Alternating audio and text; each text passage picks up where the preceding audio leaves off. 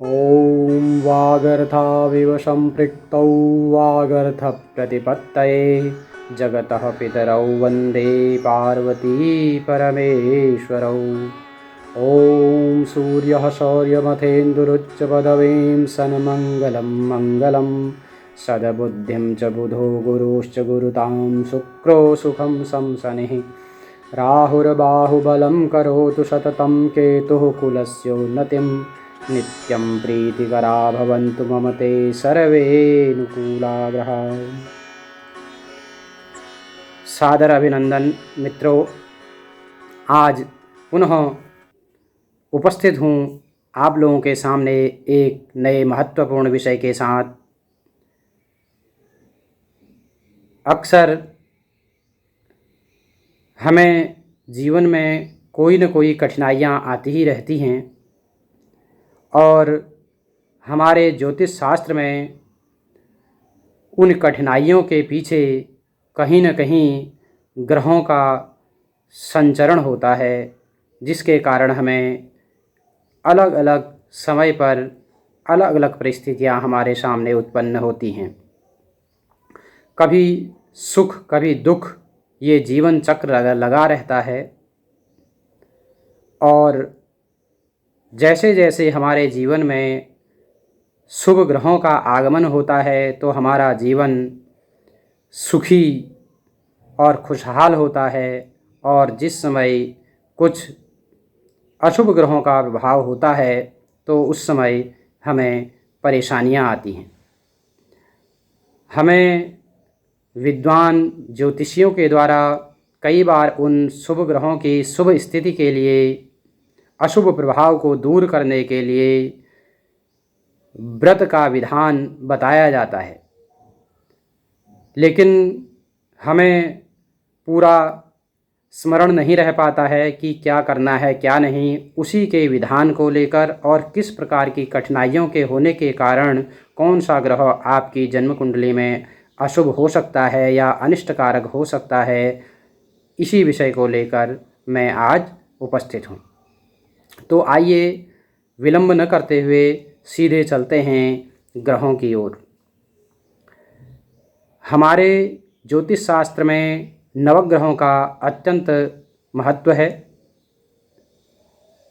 जो कि रवि, चंद्रमा, मंगल, बुध, बृहस्पति, शुक्र, शनि, राहु, केतु इत्यादि नवग्रह हैं, जिनका अलग अलग प्रभाव हमारे जीवन में होता है।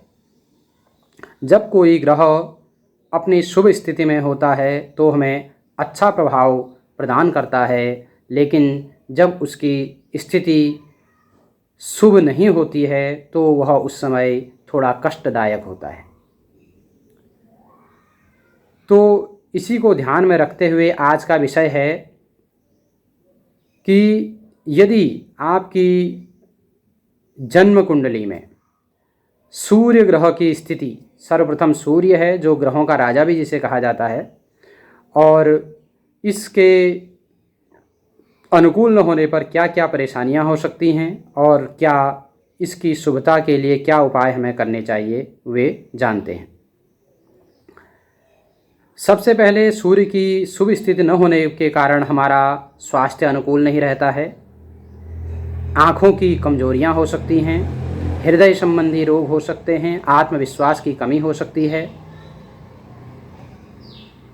यदि इस प्रकार की कठिनाइयाँ, परेशानियाँ आपको भी हो रही हों तो हो सकता है आपकी जन्म कुंडली में सूर्य की स्थिति शुभ न हो, जिसके लिए आपको रविवार का उपवास करना चाहिए या सूर्य को अर्घ्य देना चाहिए। रविवार के उपवास की जो विधि है मेरे द्वारा इसी में आगे PDF के माध्यम से दी जाएगी, और ये अगर परेशानियां आपको हैं तो आप रविवार का उपवास कर सकते हैं, जिससे आपको लाभ प्राप्त हो सकता है।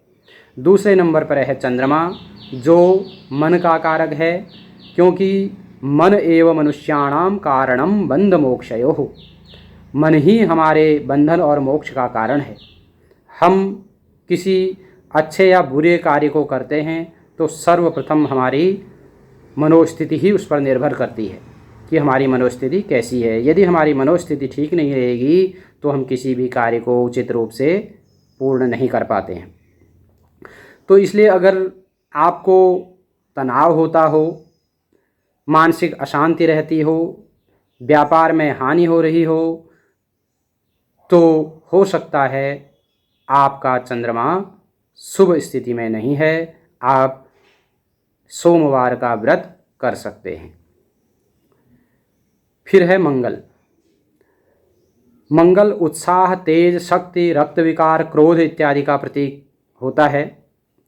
यदि क्रोध की अधिकता हो, रक्त संबंधी विकार हों, उत्साह में कमी हो और सफलता नहीं मिल रही हो, कर्ज अधिक हो रहे हों, अनावश्यक खर्च हो रहा हो, तो समझिए मंगल का हमें उपवास करना चाहिए, जिसमें हनुमान जी की पूजा की जाती है और रक्त वर्ण की वस्तुओं का दान या उनको ग्रहण किया जाता है।